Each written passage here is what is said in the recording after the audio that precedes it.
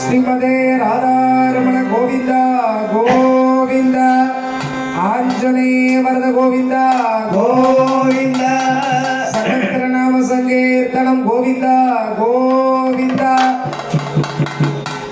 எரியறத வெளியில் எடுக்கிற பொழுது கொதிப்பது தானாக அடங்கிவிடும்.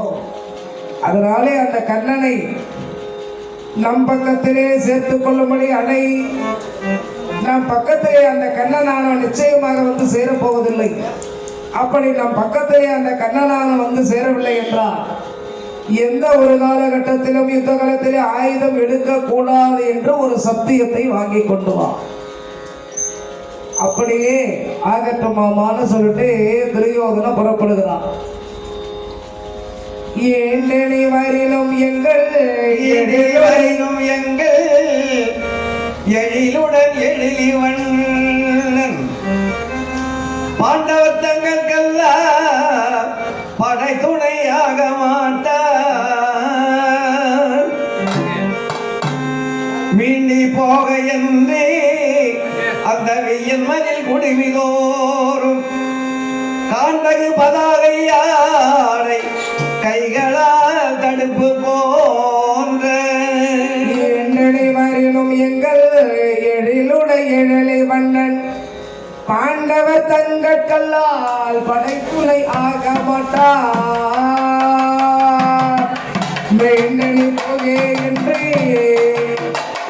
அந்த வியர்மது குடுமி தோறும் காந்தகு பதாகை ஆடைகளால் கை தடுப்பு போன்றே துரியோதனன் தேரை எடுத்துக்கொண்டு துவாரகாபுரியின் உள்ளே செல்லுகிற பொழுது அந்த துவாரகாபுரியில் இருக்கிற கொடியெல்லாம் அசைதான். துரியோதனாவரானே எங்கள் நாராயணன் நல்லவர் பக்கத்தில் தான் சேருவார். பாண்டவர்கள் நல்லவர்கள், அவர்களோட தான் எங்களுடைய பகவான் போய் சேருவார். நீ வந்தாலும் நீ வருகிற வேலை ஆகாது, நீ வீணா வராத. கொடியெல்லாம் அந்த மதியில் இருக்கிற கொடியெல்லாம் அப்படி அசைது வராதே வராதே வராதே என்று. கொடிகள்லாம் அசைவது இயற்கை. அந்த துவாரகாபுரியிலே இருக்கின்ற கொடிகள்லாம் இவனை வரவாறாலும் அசைதான். மனிதர்கள் சொன்னாலே இவன் கேட்க மாட்டான், கொடிகள் சொன்னால கேட்பான். இப்பொழுது இந்த துரியோதனன் இங்க வருவதை எம்பெருமான் நாராயணன் கண்ண பரமாத்மா கண்களை மூடி பார்க்கிறார். அப்பொழுது வாயில் காவலாளிகள் எல்லாம் அடைத்தார். வாயில் காவலாளிகளே, என் அறையில் இருக்கின்ற எல்லா இருக்கைகளையும் எல்லா சிம்மாசனத்தையும் எடுத்துடுங்க. தலை பக்கத்துல ஒரு சிம்மாசனம் போடுங்க, கால் பக்கத்துல ஒரு சிம்மாசனம் போடுங்க. துரியோதன வந்தா என்ன எடுப்பாதீங்க, அர்ஜுன வந்தா மட்டும் என்ன எழுப்புங்க. ஏனென்றால் நான் இப்பொழுது யோக துயில் பயில போகிறேன், யோக துயில் கொள்ள போகிறேன். துயில் துயில் என்றால் தூக்கம், துகில் துகில் என்றால் சேலை, ஆடைக்கு துகில்னு பேரு. துயில் என்றால் தூக்கத்துக்கு துயில்னு பேரு. வந்தமை அறிந்தே கொற்றோர் வந்தமை அறிந்து கொற்ற வாயிலோ தம்மை நோக்கி அந்த மாமதலை வந்தால் அறிவியாதி அழமீ என்று சந்திரன் ஒடுங்கி நிற்ப தபரே சரிக்குமாரி பந்தனையில் ஆதால் யோக துயில் வர பள்ளி கொண்டார்.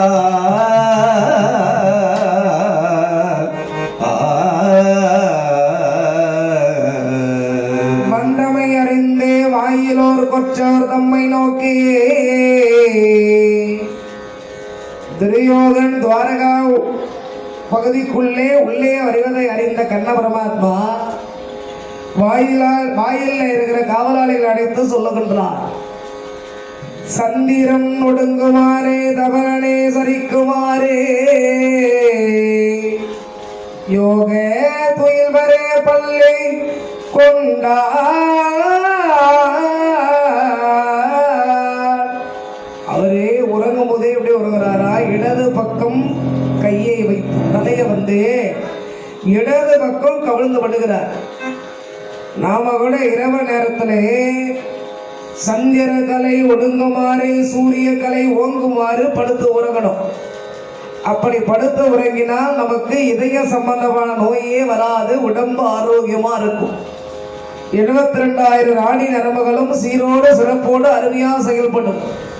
அதனாலே பாரதத்தில் எப்படி படுத்தால் சிறப்பு கிடைக்கின்றது கூட எல்லாமே நாம் ஒரு பாரதம் கேட்டால் தெரிஞ்சுக்கலாம். அப்படி இடது பக்கம் கையை வைத்து எம்பெருமான் படுத்துக் கொண்டிருக்கிறார். இடது பக்கம் கை வைத்து உறங்கினால் ஹார்ட் அட்டாக்கே வராது. உறங்கும் போது இடது பக்கம் நல்ல சூரிய கலை வலது நாசியானது வலது பக்கம் மூக்கு துவாரத்தில் நல்லா காற்று உள் இழுத்து நல்லா அருமையாக வரணும். இந்த பக்கம் குறைய குறைய இந்த நாடியானது அதிகமாக அதிகமாக நாம் எண்ணுகிற எண்ணங்கள்லாம் சிறப்பாக வெற்றி அடையும். அதை தான் இங்கே செய்கிறானா கண்ணை சந்திரன் ஒடுங்குமாறு தவறனே சைக்குமாறு. தவறன்னா யாரு? சூரிய பகவான். சூரிய பகவானுடைய வலது மூக்கானது வலது மூக்கின் வழியாக செல்லுகின்ற காற்றானது சிறப்பு பெறுகின்ற வகையில எம்பெருமான் யோக துயில் பள்ளி கொள்கிறார். எல்லா இருக்கைகளையும் எடுத்திருக்கு. துரியோதனை வந்தா என்னை எழுப்பாதீங்க, அர்ஜுனன் வந்தா மட்டும் என்னை எழுப்பி சொல்லுங்க என்று சொல்லவிட்டு எம்பெருமான் குடதிசை தலையை வைத்து உனதிசை பாதம் நீட்டே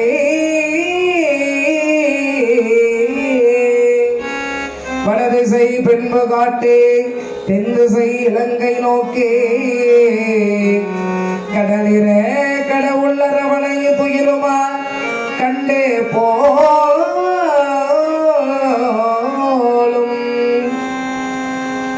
உடல் எனக்கு உருகுமாலே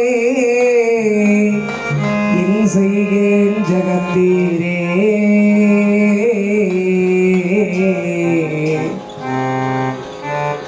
மேற்கு பக்கம் தலையை வைத்துக் கொண்டு கிழக்கு பக்கம் பாதத்தை நீட்டி கொண்டிருக்கிறார்.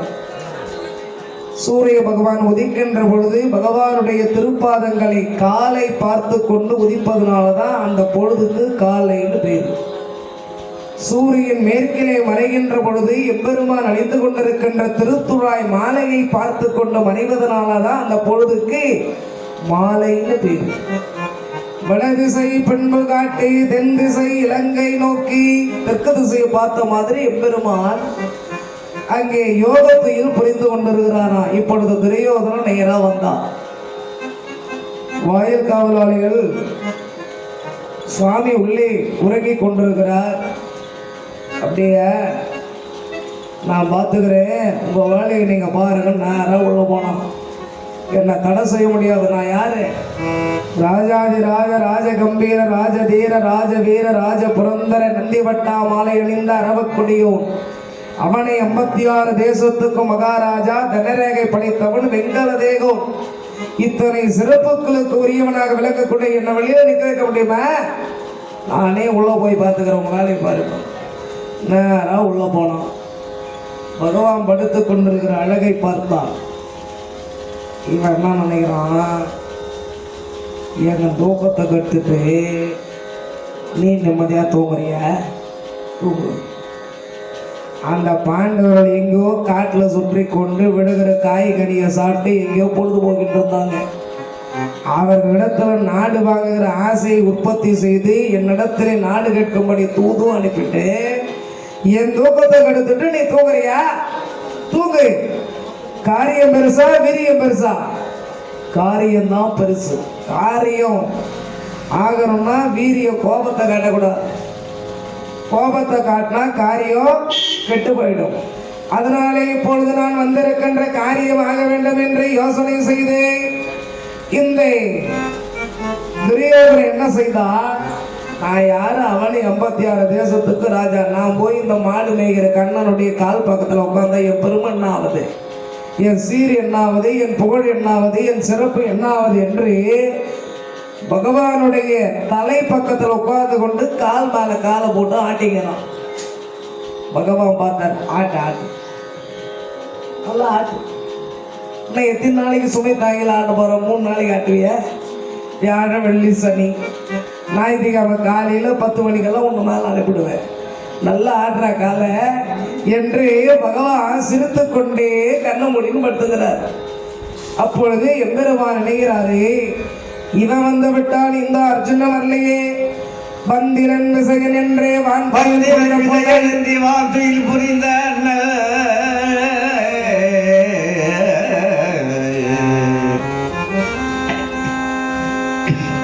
சிந்தனை செய்யும் வேலை சிந்தையின் கடியத்தேரோ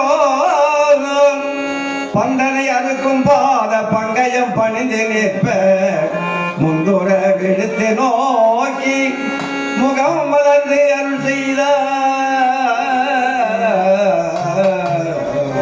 மந்திரன் விசையன் என்றே வான்துயில் புரிந்த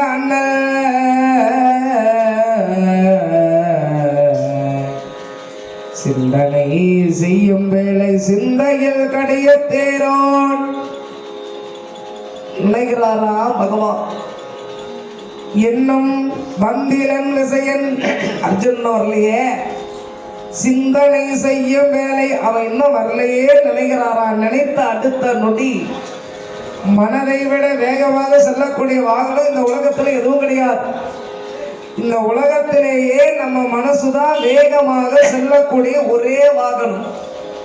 உடம்பைங்க உட்கார்ந்து கொண்டு இருக்கோம், மனம் திருவண்ணாமலை நினைக்கும். உடம்பைங்க உட்கார்ந்து இருக்கோம், மனம் காசியை நினைக்கும். உடம்பைங்க உட்கார்ந்து இருக்கோம், திருப்பதியை நினைக்கும். உடம்பைங்க தான் உட்கார்ந்து இருக்கோம், மனசை எல்லா இடத்துக்கும் சுத்திட்டு வரும். அதனால மனசை விட வேகமா செல்லக்கூடிய வாகனம் 7-14 உலகத்துல எதுவும் கிடையாது. அதனாலே சிந்தனை செய்யும் வேலை சிந்தையில் கடிய தேரோன், அந்த மனதினுடைய வேகத்தை விட வேகமா தேர் ஓட்டுவானா அர்ஜுனை. 7-14 உலகத்திலே மனதை விட வேகமாக செல்லக்கூடிய வாகனம் வேற எதுவும் கிடையாது. ஆனா அந்த மனதினுடைய வேகத்தை விட வேகமாக செல்லக்கூடிய ஆற்றல் பெற்றவன், தேர் செலுத்தக்கூடிய ஆற்றல் படைத்தவன் அர்ஜுனை. பந்தனை அறுக்கும் பாதம் பங்கையும் பணிந்தே நிற்பே, அது எப்பேற்பட்ட பாதம். இந்த மண்ணுலகத்தினுடைய ஆசைகள் என சொல்லப்படுகின்ற பந்தனை அறுத்து நமக்கு நல்லருளை தரக்கூடிய அற்புதமான பாதம். பகவான் நினைத்தானா அர்ஜுனன் வந்துட்டான். வாயில் காவலாளிகள் சொன்னார்கள், ஐயா சுவாமி உள்ள ஓய்வு எடுத்துங்கிறாரு, நீங்க வந்தா எழுப்ப சொன்னாரு, நாங்க போய் எழுப்புறோம். வேண்டாம் வேண்டாம், உறங்கி கொண்டிருக்கிறார. ஆமாங்க, அப்படின்னா போய் எழுப்பாதீங்க. என்ன உறங்குவோரை எழுப்புவது அவர்களை கொன்ற பாவத்தை கொடுக்கும்.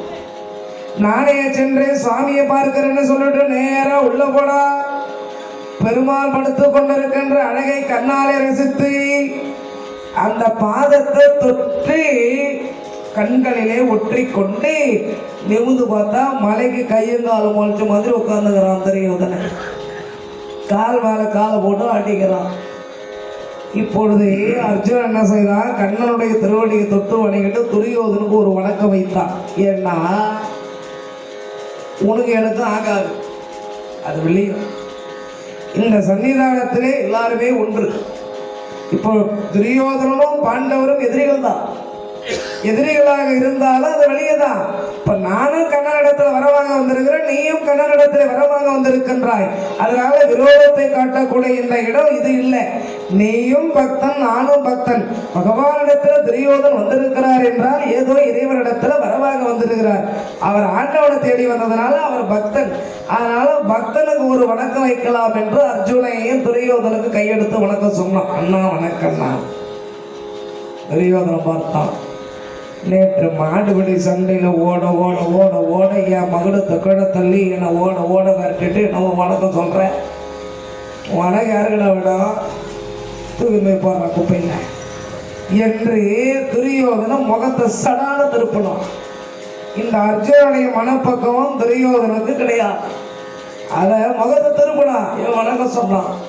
நீ ஏற்றுக்கொண்டாலும் சரி, நீ ஏற்றுக்கொள்ளாலும் சரி, இங்கே வந்து நான் உன்னை எங்கள் பெரியப்பா பிள்ளையா நினைக்கல, எங்களை வஞ்சித்தவன் என்று நினைக்கல, எங்களுக்கு சூழ்ச்சி செய்து பல துன்பங்களை கொடுத்தவன் என்று நான் உன்னை பார்க்கல.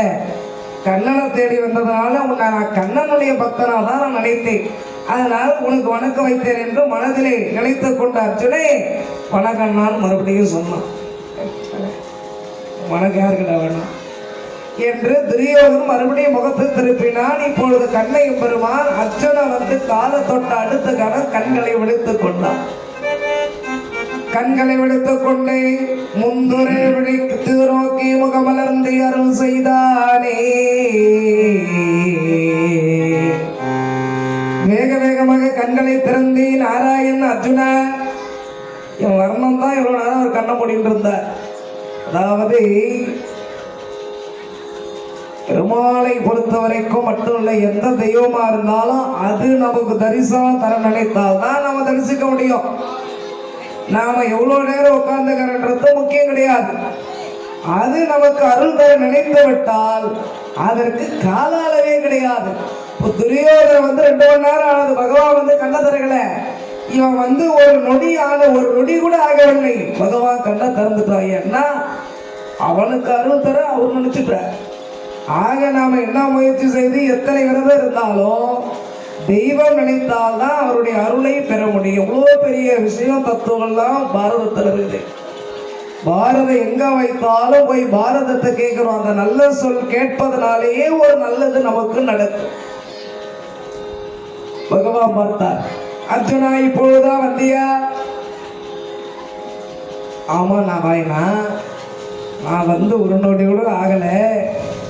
அண்ணா 2 மணி நேரமா காத்துட்டு இருக்கிறாரு. அவரை பார்த்தீங்களா? இப்போ துரியோதனம் திரும்பி பார்த்தாரு கண்ணை. என்ன துரியோதனா, என்ன அதிசயம், என்ன ஆச்சரியம், 2 பேரும் ஒன்னா வந்திருக்கிறீங்களே. துரியோதனம் பார்த்தான், மாடு மேய்கிற கண்ணா, நான் 2 மணி நேரமா காத்துட்டு இருக்கிறேன், உனக்கு தூக்கம் கலையில. இவன் வந்து 2 நொடி கூட ஆகலை, தூக்கம் கலைஞ்சு போச்சான். தூங்குறவனை எழுப்பலாம், தூங்குற மாதிரி நடிக்கிறவனை எழுப்படிப்ப. எவ்வளோ நேரம் ஆனாலும் கண்ணை முடிந்தான் இருப்பான். இப்பொழுது பகவான் 2 பேரும் ஒன்றாக என்னை தேடி வந்திருக்கிறீர்கள். நான் புரிந்து கொண்டேன். 2 பேருக்குமே என்னால் ஏதோ உதவி ஆக வேண்டி வந்திருக்கிறீங்க. துரியோதனா, நீ வந்து 2 மணி நேரம் காத்துட்டு இருந்தாலும் நான் முதல்ல கண்ணை திறந்து பார்த்தது அர்ஜுனனை தான். அதனால அவன் இடத்துல கேட்கிற, அர்ஜுனா உனக்கு என்ன வேண்டும் கேள். அப்பொழுது அர்ஜுனன் சொன்னான், அதாவது மாணிக்க வாசகர் பாடுவார், அவன் அருளாலே அவன் தாள் வணங்கி. அவன் அருள் இல்லாமல் நம்ம அவன் தாளையும் வணங்க முடியாது, அவர் அருளையும் பெற முடியும். எல்லாத்துக்கும் அவர் அருள் இருக்கணும். என்னை அறிவித்து எனக்கு அருள் செய்து முன்னை வினையின் முதலை கலைந்து அம்மையார் அம்மை குரல் சொல்றாங்க. ஆண்டவருடைய அருள் இருந்தாதான் நம்ம அவருடைய அருள் தரிசனத்தையே பார்க்க முடியும். இவ்வளோ நேரம் நான் உட்கார்ந்து இருந்தாலும் சரி. அதனால இப்போ பகவான் முதல்ல அவனை பார்த்தேன், அவன் என்ன கேட்குறானோ அதை கொடுக்குறேன். அர்ஜுனன் சொன்னான், நாராயணா நீங்கள் கண்ணை திறந்து பார்த்தது முதல்ல நானாக இருந்தாலும் இதுக்கு முன்னாடியே காத்துன்றவர் அவர். காத்துன்றவன் பக்திக்கு ஒரு படி அதிகமாக நீ வந்து அனுகிரகம் பண்ணணும். அதனால 2 மணி நேரமாக அண்ணா காத்துன்றதுனால முதல்ல அவர் கேட்குற வரத்தை கொடுத்துட்டு அப்புறம் நான் கேட்குற வரத்தை கொடுப்போம்மா அர்ஜுனன். பகவான் உலகத்தில் தராம எதுக்காக வந்துக்கிறான்றது அவருக்கு தெரியும் இல்லையா? இந்த அர்ஜுனை இவனையே விட்டு கொடுக்குறானே சரி, எதை கேட்டாலும் சரி, நாம் போய் பாண்டவரோடு போய் சேரத்துன்னு முடிவு பண்ணிட்டோம். அதை நம்ம சமாளிப்போம் என்று. சரி துரியோதனா, உனக்கு என்ன வேண்டும் கேள். கோபாலா, இருக்கிற சூழலை பார்த்தால் பாண்டவர்களுக்கும் எங்களுக்கும் பாரத போர் வரும் பொழுது, அப்படி பாரத போர் என்று வந்தால் நீ எங்க பக்கம் வந்து சேரன கண்ண மாமா, உன்னை எங்களோடு சேர்த்துக்கொள்ள நான் வந்துருக்கிறேன்.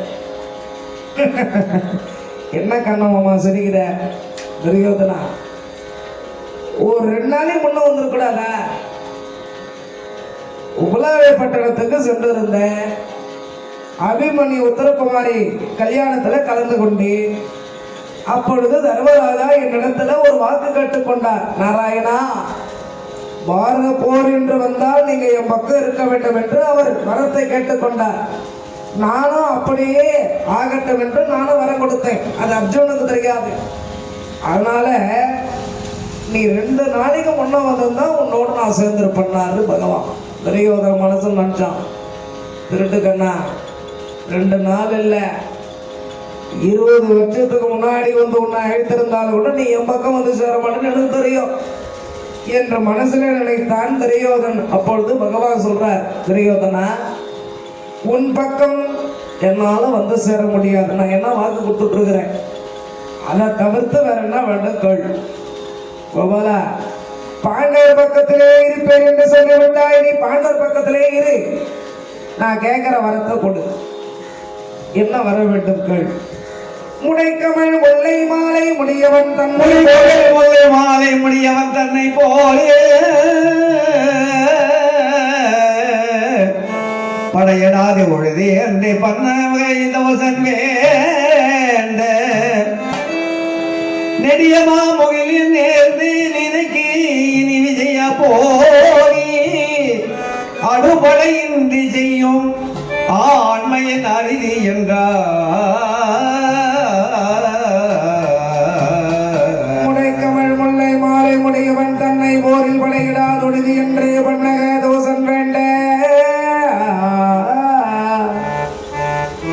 பண்ணக தோசர் என்றால் பாம்பு கொடியுடைய துரியோதன் கேட்கிறான், நாராயணா நீ பாண்டவர் பக்கத்துல ஆளாதா இருக்க வேண்டும், எந்த ஒரு காலகட்டத்திலும் பாண்டவர்களுக்காக ஆயுதம் எடுக்க மாட்டேன சத்தியம் செய். முடை கமழ் முல்லை மாலை முடியவன் தன்மை போரில் படையடாதுழுதி என்றே பண்ணகே தோசன் வேண்டே. படையினா நீ ஆயுதம் எடுக்கூடாது. பெருமாளுக்கு பிடித்தது முல்லை, முல்லை மலர். முல்லை மலராலே சுவாமிக்கு மாலை சாத்த கண்ணனுடைய அருள் பெருமாளுடைய அருள் நமக்கு கிடைக்கும். முடைக்கமள் முல்லை மாலை முடியவன் தன்னை போரில் படையிடாதுழுதி, நீ ஆயுதம் எடுக்கூடாது சத்தியம் பண்ணு. ஆயுதம் எடுக்க மாட்டேன்னு சத்தியம் பண்ணணும்னா துரியோதனை, சரி பாண்டவர் பக்கத்துல நான் ஒரு ஆளா தான் இருப்பேன், ஆயுதம் எடுக்க மாட்டேன், இது சத்தியம்னு கண்ணை சத்தியம் பண்ணிட்டார். அப்பொழுது பகவான் சொன்னார், துரியோதனா என்னை தேடி வந்தா உனக்கு உதவி கிடைக்கும் தானே வந்தேன், என்ன உன்னோடு சேர்த்து கொள்ள வேண்டும் என்று ஆசாசியா வந்தேன், நானும் உன்னோடு வர முடியாதுன்னு சொல்லிட்டேன். நீ எப்பேற்பட்ட மகாராஜா, பாரதத்திலேயே கொடுத்து கரம் சிவந்தவன் கர்ணன் என்றால் வணங்கி பாதம் சிவந்தவர் 2 பேர், ஒருத்தன் துரியோதனை, இன்னொருத்தன் பகவான் கண்ணன். கண்ணனை எல்லாரும் பக்தியால அவர் பாதத்தை தொட்டு வணங்கி அவர் பாதம் சிறந்து போயிருக்குது. ஆனா துரியோதனுடைய பாதத்தை எல்லாரும் தொட்டு வணங்கினாங்க. எல்லாரும் ராஜாவும் எதுக்குன்னா அவனிடத்துல பயந்து வணங்கினாங்க. அதனால பயந்து எல்லாரும் அவன் கால் மேல தலைகளை வைத்து வணங்கியதனால அவன் பாதம் சிவந்து போயிருக்குது. பேர்பட்ட நீ என்னிடத்த உதவின்னு வந்திருக்கிறீ, வெறுமனே போலாமா? உனக்கு சத்தியம் செய்து கொடுத்துட்டேன், நான் ஆயுதம் எடுக்க மாட்டேன் போர்க்களத்தில். ஆனாலும் என்னை தேடி வந்த உன்னை சும்மாவும் அனுப்ப மாட்டேன். என்னை போன்றே அற்புதமான ஆற்றல் படைத்த கிருதவர்மா என்ற வீரனையும் ஒரு அக்ரோனி சேனையையும் உனக்கு நான் பரிசாக கொடுக்கிறேன், அவர்களே உன்னோடு அழைத்து கொண்டு போ. அதனாலதான் ஆலயத்துக்கு வந்தோம்னா யாருமே வெறுங்கையோடு போறதில்லை. ஒரு திருநீரோ ஒரு குங்குமமோ ஒரு மஞ்சளோ இந்த பிரசாதம் இது கொடுக்குறோம். ஆலயத்துக்கு வந்த பிறகு வெறுமனே யாரும் போக மாட்டாங்க, போகவும் கூடாது. அதே மாதிரி அந்த பிரசாதத்தை கையில் வாங்கி எடுத்துட்டு வீட்டுக்கு போகணும். இந்த தூணில் இந்த பக்கம் கொட்டிடுறது அந்த பக்கம் கொட்டிடுறது அப்படிலாம் கொட்டக்கூடாது. வெறும் கையோடு வீட்டுக்கு போகக்கூடாது. சுவாமி ஆலயத்தில் வரும்போது சுவாமியை வணங்கிட்டு நல்லதை எடுத்து போகிறோம். மஞ்சளோ குங்குமமோ திருநீரோ நல்லதை எடுத்து போகிறோம் வீட்டுக்கு. அந்த நல்ல பிரசாதத்தை நேராக வீட்டுக்கு எடுத்துகிட்டு போய் டபாவில் போட்டு வைக்கணும்.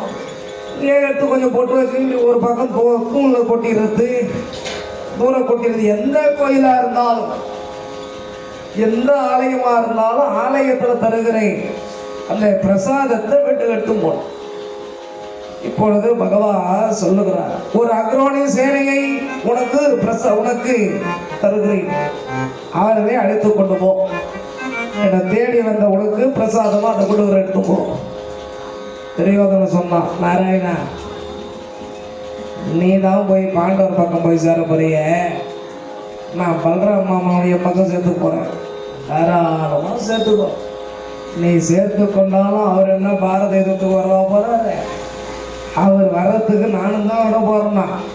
அவர் மகாபாரதத்துக்கு வரவும் போகிறதில்ல, உனக்காக ஆயுதம் எடுத்து சண்டை போடவும் போகிறதில்ல. ஏதாவது சூழ்ச்சி செய்து அவரை எங்கே அனுப்பணுமோ அங்கே அனுப்பிடுவேன். மனதை நினைத்து கொண்ட பகவான் தாராளமாக பலராம மாமாவும் பக்கம் சேர்த்துக்கு போனார். நேராக வந்தால் பலராம சக்கரவர்த்தி இடத்துல சொல்லுகிறான், மாமா கண்ண மாமா பாண்டவர் பக்கத்தில் சேர்வது போல நீங்க என் பக்கம் சேரணும். அதுக்குன்னு துரியோதனா நான் உனக்காக வருவேன், உனக்காக ஆயுத இடத்தை யுத்த காலத்திலே சண்டையிடுவேன், நீ தைரியமாக போயிட்டு வா என்று பலராமனும் வாக்கு கொடுத்தார். அங்கிருந்து துரியோதனை யோசனை பண்ணி வரான், வெற்றி நமக்கு தான். இந்த வெறும் கண்ணை யாரு கூட இருந்தால் என்ன இருக்குது, கண்ணா ஆயுதம் எடுக்கக்கூடாது, நாம தான் சத்தியம் வாங்கிட்டோமே. அதனால ஒரு அக்ரோணி நமக்கு வந்து சேர்ந்தது. ஏற்கனவே அவனிடத்துல 9 அக்ரோணி இருக்குது. நேற்று சல்லை எனக்கு சாப்பாடு வழங்கி வஞ்சித்து தன்னோடு சேர்த்து கொண்டது ஒரு அக்ரோணி. இப்ப கண்ணம் கொடுத்த ஒரு அக்ரோணி என்று 11 அக்ரோணி சேனைகள் நம்மிடத்தில் இருக்குது. பாரத போர் வந்தாலும் வெற்றி நமக்குத்தான் என்று மனப்பால் குடித்துக் கொண்டு துரியோதனன் அஸ்தினாபுரத்தை நோக்கி சென்றான். இப்ப அர்ஜுனை பார்த்து கண்ணன் கேட்டார், அர்ஜுனா ஆயுதம் எடுக்க மாட்டேன் என்று துரியோதனுக்கு வாக்கு கொடுத்துட்டேன். வெறும் கண்ணனா இருக்கிற என்னை வைத்துக் கொண்டு நீ என்னப்பா சாதிக்க போற? நான் கோபாலா அப்படி சொல்லிட்டேங்க. வெறும் கண்ணனா என்னதான் பூலோகம் முழுவதும் அகல்விளக்கு தீபத்தை ஏற்றி வைத்தாலும் ஒரு சூரியன் தருகிற பிரகாசத்தை அகல்விளக்கு தீபம் தருமா? இந்த சூரியன் தருகிற ஒளியை தர முடியுமாதாலே தர முடியாதது போலே 1000 படைகள், எத்தனை ஆயிரம் தேர்கள், எத்தனை ஆயிரம் குதிரைகள், எத்தனை பேர் இருந்தாலும் ஒரு தெய்வத்துக்கு நிகராகுமா? தெய்வ பலம்தானே முக்கியம். அதனால நாராயணா என்னோடு நீ வந்தா போத கோபாலா, உன்னோடு நான் வருவேன். உன்னோடு வந்து நான் என்ன செய்யணும் சொல்லி, என்னோடு நீங்கள் வந்து காண்டவ வன தகனத்தின் பொழுது அக்னி பகவானுக்கு அந்த காட்டை இரையாக கொடுத்ததற்கு பரிசாக சுவேதே வாசி என சொல்லப்படுகின்ற வேதங்களே குதிரையாக விளங்கக்கூடிய தேரை கொடுத்தாலே அந்த தேரிலே நீங்கள் சாரதியாக அமர்ந்து என்னை செலுத்த வேண்டும். நான் பார்த்தன், எனக்கு நீ சாரதியா உட்கார்ந்து இந்த பார்த்தனை செலுத்த வேண்டும். அர்ஜுனுக்கு பார்த்தன்னு ஒரு பெயர். பார்த்தனுக்கு சாரதியாக பகவான் அமர்வதனால அவருக்கு பார்த்த சாரதின்னு பேர். திருவள்ளிக்கணியில அப்படியே அந்த அர்ஜுனன் தேர் ஓட்டுற மாதிரியே இருப்பாரு அங்க பெருமாள். உடம்பெல்லாம் கூட புள்ளி புள்ளியா இருக்கும். ஏன்னா அர்ஜுன மேல செலுத்துற அம்புகள்லாம் எத்தனையோ இடத்துல கண்ண பரமாத்மா அவர் மேல ஏற்றுக்கொள்வார். நாராயணா எல்லா சாரதியும் ராஜா எப்படி சொல்றானோ அப்படி தேர் ஓட்டுவான். சாரதி கீழே அமர்ந்து கொள்வான், ராஜா தேர்தட்டில் அமர்ந்து கொள்வான். 2 கால்களை எடுத்து சாரதி தோல் மேல வைத்துக் கொள்வான். இந்த பக்கம் தேர் செல்ல வேண்டும் என்று அவன் நினைப்பானாயின் அவனுடைய அந்த கால் கட்டை விரலாலே இந்த வலது காதை அவளை மெதுவா தேய்ப்பான். வலது காலின் மீது அப்படி தேய்க்கிற பொழுது இந்த பக்கம் தேர் போறோம்னு அர்த்தம். இந்த பக்கம் கால்களை அந்த இடது கால்களுடைய அந்த கட்டை விரலை இந்த காது மேல தேய்த்தால் முடி போனோம் தேர்னு அர்த்தம். நடுவிலே உந்தி தள்ளினால் நேரா போனோம் தேர். மகாராஜா வந்து அந்த போர்க்களத்துல பயங்கரமான சத்தம் விளைகின்ற போர்க்களத்துல நீ இப்படி போ அப்படி போனா வாயை தந்து சொல்ல மாட்டான். அந்த கால்களை அவன் தோல் மேல வைத்துக் கொண்டு இப்படி சொல்லுவான். இப்படிதான் எல்லா சாரதியையும் ராஜாக்கள் தேர் ஓட்ட வைப்பார்கள். இதுல நீ மாற்றமான சாரதியா எடுத்து அமரணும். என்ன தெரியுமா? என்னை நீ செலுத்த வேண்டும் நாராயணா. நீ எப்படி சொல்லுகிறாயோ அப்படி நான் போர் புரிகிறேன். ராஜா எப்படி சொல்றானோ அப்படி தேர் ஓட்டுவான். தேர் ஓட்டி ஆனா அது மற்ற சாரதிகளுக்கு. எனக்கு அப்படி இல்லை, நீ எப்படி சொல்றியோ அப்படி நான் சண்டை போடுறேன். என் தேருக்கு நீ சாரதியை அமர்ந்து என் தேரையும் செலுத்து, என்னையும் செலுத்து கோபாலா. இதை நான் உன்னிடத்துல வரமா கேட்கிறேன்னா அர்ஜுன். செருமணி ஆழியங்கை செடுஞ்சுடன் ஆழியங்கை செடுஞ்சுடன் என்று என் தேரே பொறுபறி கொண்டு நின்ற போல தேரசர் ஒன்றோ பெருவரும் இயக்கவில் நோர் விஞ்சய எனினும் எல்கை மரிசிலை குழையவாகி மணித்தலை துடைப்பன் என்றார்.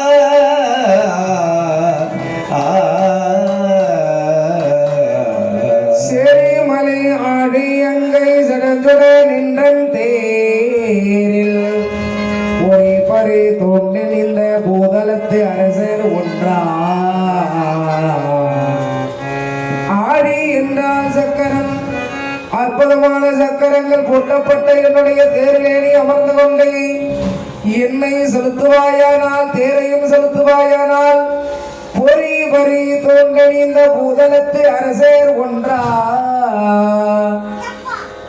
உலோகத்து ராஜாக்கள்லாம் ஒன்றா சேர்ந்து வந்தாலும் நான் வெற்றி அடைவேன். நீ என் தேருக்கு சாரதி அமர்ந்து சேர செலுத்தினா இயக்கேர் விண்ணுலகேர் யார் வந்தாலும் சரி வரி சிலை குழைய வாங்கி மணித்தலை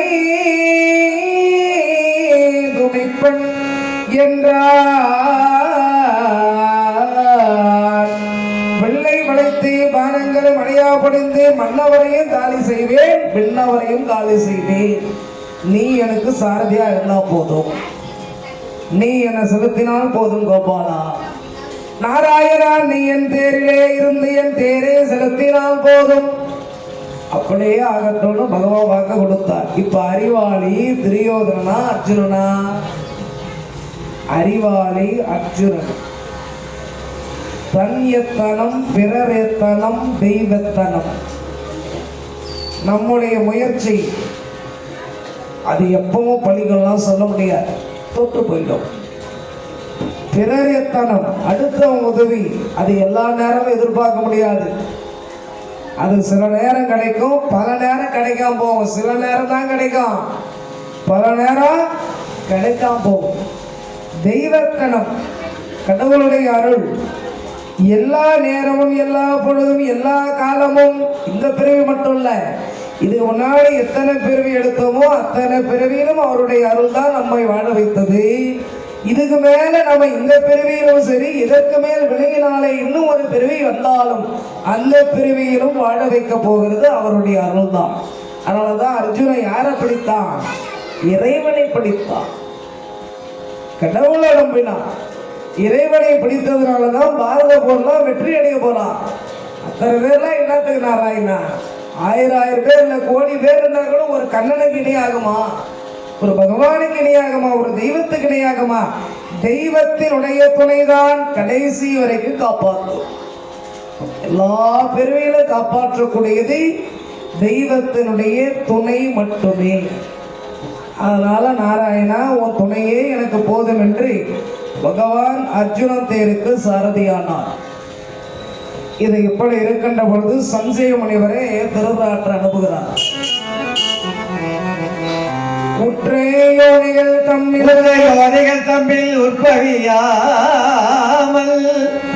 மானிட உற்பவம் பெற்று வாழ்தல் அரிதி. மற்றது பெரினும் மாயை செய் பெருமயக்கு அத்த ஞானியர் ஆய் விளங்குதல் அரிதி. வீடுறும் அறிவு பின்பற்றுமாறு அரிதி.